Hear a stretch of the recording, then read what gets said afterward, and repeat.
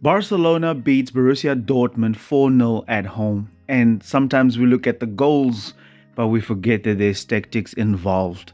And this is actually orchestrated all by the Barcelona manager, Mr. Hansi Flick, which had some great tactics. And Dortmund actually made the same mistakes against Barca that Real Madrid did against Arsenal. And we're going to take a look at the similarities and the tactics. As always, do subscribe to the channel. It's going to help us a lot to get this family to grow. We are on the way to 10,000 subscribers. Let's start. In the build-up phase, when Dortmund looked to split their centre backs, we saw a very common thing that we've seen all season from Barcelona, coming with Rafinha and Lamine Yamal very narrow. In this situation, we saw that Dortmund only had a single pivot. That's why Lewandowski was the only one necessary to sit here. And Firmino was actually tasked to defend here with Pedri, like a second line of defense. But something interesting was whenever somebody was in the half space, we saw that Rafinha would stay a little bit back and wait till the ball come out here and then press from an angle, or even when the ball go to the fullback, he would press over there. So a slight change in Barcelona's build-up play when they defend. Here we see that Robert Lewandowski is actually on the single pivot and points to Firmino to go a little bit back. And we also see that Rafinha was trying to cover Julian Brandt, and he was waiting for the pass before he would go press the fullback right there from Borussia Dortmund. However, in this situation, if Dortmund would decide to play the ball to the right-hand side, you would see Rafinha coming in here narrow to press the goalkeeper or even the centre-back if they are in that situation right there. Where Lamine would then go on to that centre-back, and if the fullback would receive the ball here, we would saw that Koundé come out to press. And it was actually Kubarsi and not Firmino that was actually pressing Adeyemi. Because we saw that Dortmund also used this player right here in order to come over, and that is how Firmino would cover him. In this instance, we see that Rafinha is coming on to Emre Can with Lewandowski on the single pivot, where Lamine and Jules Koundé would cover the centre-back and the full-back in that situation right there, where we would see it was Kubarsi who was actually following Adeyemi wherever he went, with Fermin Lopez covering the midfielder. So slight changes from Hansi Flick, which is brilliant. However, one of the things that make Barcelona so devastating this season is not even the way that they score goals or the way that they press. It's actually the fact that when they lose the ball high up the pitch, they actually go into this gegenpress. Like the counter press is one of the best things going for Barcelona at the moment. Even if these players are all occupied with somebody, even Kubarsi comes out and evacuates his space right in this area right here in order to put the pressure up high, and then Barcelona just recycle the ball. So that is one of the things that people never talk about, but the counter press from Barcelona is insanely dangerous, and that constantly keeps them on the front foot. In this instance right here, we see that it's Firmino that was losing the ball. Just to give you an example, Rafinha immediately goes to the pressure and immediately tries to identify where the opportunity is. And they round Rafinha, look at one of the midfielders, Nwameka, or what is his name, comes forward to get on the ball or drops, and it's Kubarsi right there on him as a centre-back. However, before we see what Barcelona did in possession, help the channel to reach 10,000 subscribers. I think we're less than 140 subscribers away from 10,000, but yeah, subscribe to the channel, guys. When Barcelona looked to build up from the back, we saw that one of the midfielders would join their strikers, and the wingers would tuck in, kind of like a 4-2-4 situation, which is the same thing Real Madrid did against Arsenal. And you can check that video out on my second channel. I'm going to leave a link in the description. But because of the front two that they had, Inigo had a fairly easy time to get up the pitch. With Rafinha inverting, this guy even had to stay more narrow, and therefore Balde could easily be found on the wing on that side.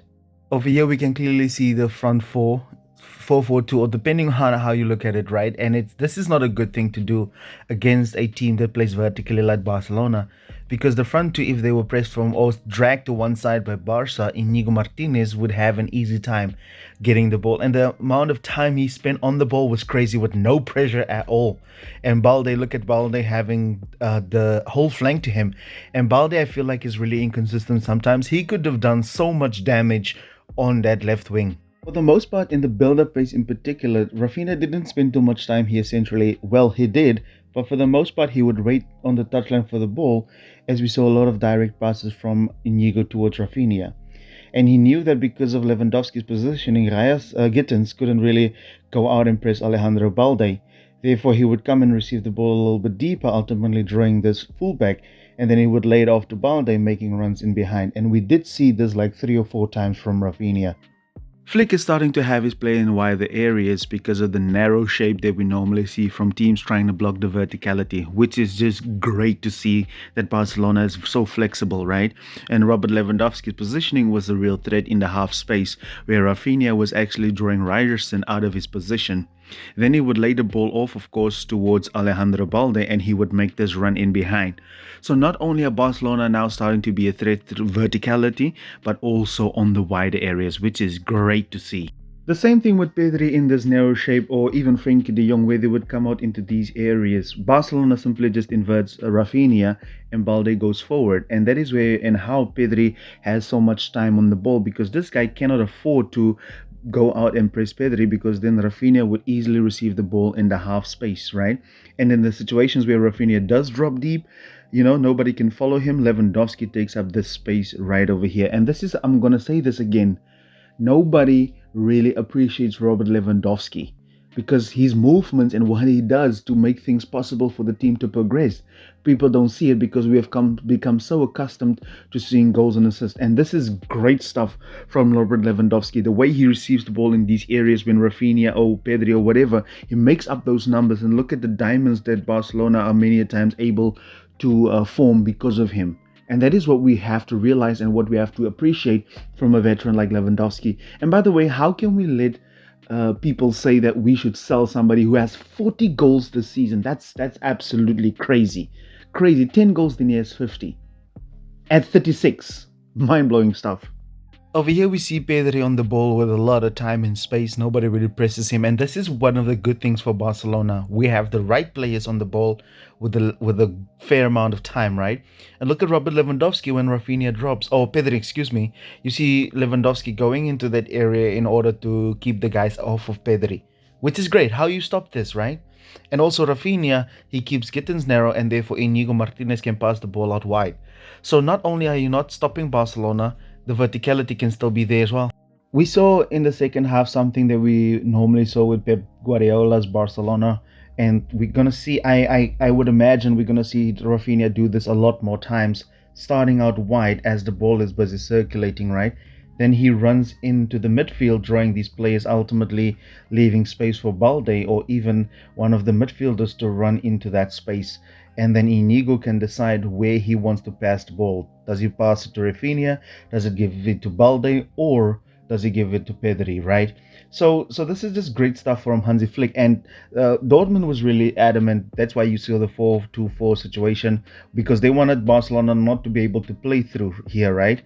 But even though you can still find Rafinha, you can still find Robert Lewandowski here, you can still find Frenkie de Jong. So Rafinha starting out wide, I think we're going to see that a lot more from FC Barcelona throughout the season. So this is going to take Barcelona, to a whole new level, with Rafinha starting wide and then coming inside, rather than him being inverted already and then Balde being so wide. This is one of the things I talked about last season with Xavi, with people already starting in these positions. You want them to move them into those positions, right? So expect to see this a lot more from Rafinha, starting out wide first.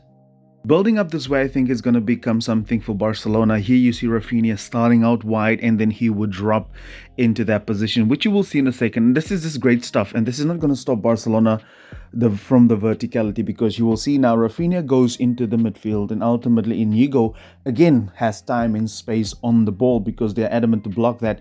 And look at how Rafinha drops. Pedri is on his way running into that position. Balde can also take advantage of the flank on that side, which is just great to see. And ultimately Dortmund is in a position where they cannot really defend this now, because the winger has to go to Balde. Rafinha receives the ball. Pedri is running in behind of the fullback. So this is just great stuff from Hansi Flick. Honestly, I've never seen anything like this in my life before. And I think that's going to be the key for Barcelona against the bigger teams. How lethal are we? And we are doing all of this like really, really, really fast in real time.